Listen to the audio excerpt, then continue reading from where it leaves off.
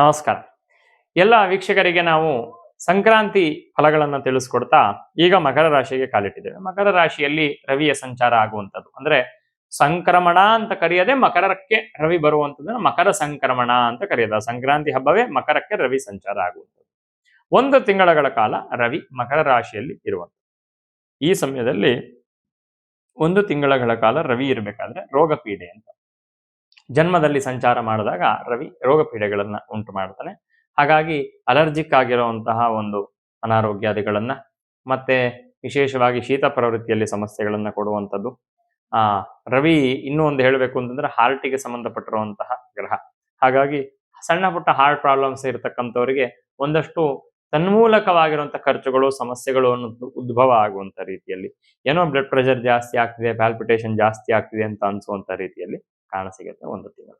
ಅದರ ಜೊತೆಗೆ ಗುರುವಿನ ಪೂರ್ಣವಾಗಿರುವಂತಹ ದೃಷ್ಟಿ ಜನ್ಮದ ಮೇಲಿದೆ. ಹಾಗಾಗಿ ಅನಾರೋಗ್ಯದ ಪ್ರಮಾಣ ಅನ್ನುವಂಥದ್ದು ತುಂಬಾ ನೆಗ್ಲಿಜೆನ್ಸ್. ಯಾಕೆಂದ್ರೆ ಗುರುವಿನ ದೃಷ್ಟಿ ಇತ್ತು ಅಂತಂದ್ರೆ ಯಾವ ಗ್ರಹಗಳು ಕೂಡ ಅದಕ್ಕೆ ತುಂಬಾ ಹೆಚ್ಚಿನದಾಗಿರುವಂತ ಒಂದು ಅಶುಭ ಫಲಗಳನ್ನ ತಂದುಕೊಡಲ್ಲ ಅಂತ ತಿಳ್ಕೋಬಹುದು. ಹಾಗಾಗಿ ಗುರುವಿನ ದೃಷ್ಟಿ ಇರೋ ಕಾರಣದಿಂದ ತುಂಬಾ ಹೆಚ್ಚು ಅನಾರೋಗ್ಯ ಆಗತ್ತೆ ಅಂತ ಹೇಳಲಿಕ್ಕಾಗಲ್ಲ. ಇನ್ನ ಕುಟುಂಬದಲ್ಲಿ ಕೌಟುಂಬಿಕವಾಗಿರುವಂತಹ ವಿಚಾರದಲ್ಲಿ ಆರ್ಥಿಕ ವಿಚಾರದಲ್ಲಿ ಇರುವಂತಹ ಪರಿಸ್ಥಿತಿಗಳು ಮುಂದುವರೆದ್ರೂ ಕೂಡ ಗುರುವಿನ ದೃಷ್ಟಿ ಇರೋದ್ರಿಂದ ಒಂದಷ್ಟು ಶುಭ ಫಲಗಳನ್ನೇ ನಿರೀಕ್ಷಣೆಯನ್ನ ಮಾಡಬಹುದು.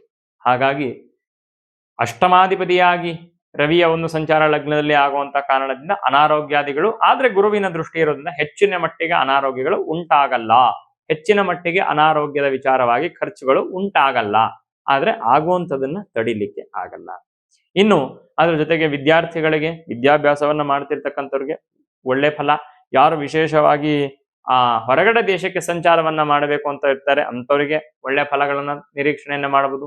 ಕರ್ಮಾಧಿಪತಿ ಬಲ ಇರುವಂತಹ ಒಂದು ಸ್ಥಾನದಲ್ಲಿ ಇರುವಂತದ್ದು, ಗುರುವಿನ ದೃಷ್ಟಿ ಇರುವಂತದ್ದು. ಹಾಗಾಗಿ ಕೆಲಸದ ವಿಚಾರದಲ್ಲಿ ಬದಲಾವಣೆ, ಒಳ್ಳೆ ರೀತಿಯಾಗಿರುವಂತಹ ಕೆಲಸದಲ್ಲಿ ಉತ್ತಮವಾಗಿರುವಂತಹ ಸೌಖ್ಯ, ಕೆಲಸದಲ್ಲಿ ಒಳ್ಳೆ ಗೌರವ ಕೀರ್ತಿ ಇತ್ಯಾದಿಗಳು ಸಿಗುವಂಥದ್ದು ಕಾಣಸಿಗತ್ತೆ.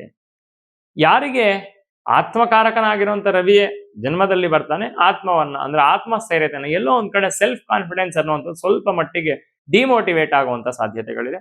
ಹಾಗಾಗಿ ಈ ಮಕರ ರಾಶಿಯವರು ಒಂದು ಪರಿಹಾರವನ್ನ ಮಾಡ್ಕೋಬಹುದು. ಈ ಆತ್ಮಸ್ಥೈರ್ಯತೆ ಅನ್ನುವಂಥದ್ದು ಹೆಚ್ಚಾಗಬೇಕು ಅಂತಂದ್ರೆ ನಾವು ಅದಕ್ಕೆ ಗೋಧಿಯನ್ನ ಹೆಚ್ಚು ಆಹಾರದಲ್ಲಿ ಉಪಯೋಗ ಮಾಡಬೇಕಾಗತ್ತೆ. ಗೋಧಿಯನ್ನ ಸ್ವಲ್ಪ ಮಟ್ಟಿಗೆ ಆಹಾರದಲ್ಲಿ ಅದನ್ನ ಬ್ಯಾಲೆನ್ಸ್ಡ್ ಆಗಿ ಅಂದ್ರೆ ಒಂದು ರೀತಿ ಸಮತೋಲನದಲ್ಲಿ ಹೆಚ್ಚು ಮಾಡುವಂತಹ ರೀತಿಯಲ್ಲಿ ಉಪಯೋಗವನ್ನ ಮಾಡಿ, ಅದರ ಜೊತೆಗೆ ಗೋಧಿಯನ್ನ ದಾನವನ್ನ ಮಾಡುವಂಥದ್ದು. ಹಳದಿ ಮತ್ತೆ ಕೆಂಪು ಮಿಶ್ರಣವಾಗಿರುವಂತಹ ವಸ್ತ್ರಗಳನ್ನ ಹಾಕೊಳ್ಳುವಂಥದ್ದು. ಕೆಂಪು ಪ್ರಧಾನವಾಗಿದ್ದು ಹಳದಿ ಅನ್ನುವಂಥದ್ದು ಅದರಲ್ಲಿ ಒಂದು ಸ್ವಲ್ಪ ಅದರ ವರ್ಣವು ಕೂಡ ಸೇರಿರುವಂತಹ ರೀತಿಯಲ್ಲಿ ಹಳದಿ ಮತ್ತೆ ಕೆಂಪು 2 ಮಿಶ್ರಣ ಆಗಿರುವಂತಹ ಒಂದು ವರ್ಣವನ್ನ ಹಾಕೊಳ್ಳುವಂಥದ್ದು, ದೇಹದ ಮೇಲೆ ಧಾರಣೆಯನ್ನ ಮಾಡುವಂಥದ್ದು. ಕೆಂಪು ಮಣಿಗಳನ್ನ ಧಾರಣೆಯನ್ನ ಮಾಡುವಂಥದ್ದು ಸ್ವಲ್ಪ ಮಟ್ಟಿಗೆ ಹೆಚ್ಚು ಅನುಕೂಲವನ್ನ ಉಂಟು ಮಾಡಿಕೊಡುತ್ತೆ ಮಕರ ರಾಶಿಯವರಿಗೆ. ಇನ್ನು ಈ ಸಮಸ್ಯೆಗಳು ಅನ್ನುವಂಥದ್ದು ಏನಿದೆ, ಆತ್ಮಸ್ಥೈರ್ಯತೆಯನ್ನ ಕೊರತೆ ಇತ್ಯಾದಿಗಳಿಗೆ ಈಶ್ವರ ಆರಾಧನೆಯನ್ನ, ಪಂಚಾಕ್ಷರಿ ಮಂತ್ರ ಜಪವನ್ನ, ಉಪದೇಶ ಇರತಕ್ಕಂಥವ್ರು ಪಂಚಾಕ್ಷರಿ ಮಂತ್ರ ಜಪವನ್ನ ಮಾಡುವುದು. ಉಪದೇಶ ಇಲ್ಲದೆ ಇರತಕ್ಕಂಥವ್ರು ಸಾಂಬ ಸದಾಶಿವ ಅನ್ನುವಂತಹ ಒಂದು ನಾಮಜಪವನ್ನ ಮಾಡುವಂಥದ್ದು ಅಥವಾ ಶಿವಾಯ ನಮಃ ಅಂತ ನಾಮಜಪವನ್ನ ಮಾಡುವಂಥದ್ದು ಒಳ್ಳೆ ಶುಭ ಫಲಗಳನ್ನ ತಂದುಕೊಡುತ್ತೆ. ಮಕರ ರಾಶಿಯವರಿಗೂ ಕೂಡ ಒಳ್ಳೆ ರೀತಿಯಾಗಿರುವಂತಹ ಫಲವನ್ನ ನಿರೀಕ್ಷಣೆ ಮಾಡುವುದು. ಗುರುಬಲ ಇದೆ, ರವಿಯ ಒಂದು ಸಂಚಾರ ಹೆಚ್ಚು ಅನಾರೋಗ್ಯನ ತಂದುಕೊಡಲ್ಲ, ಸ್ವಲ್ಪ ಮಟ್ಟಿಗೆ ತಂದುಕೊಡುತ್ತೆ.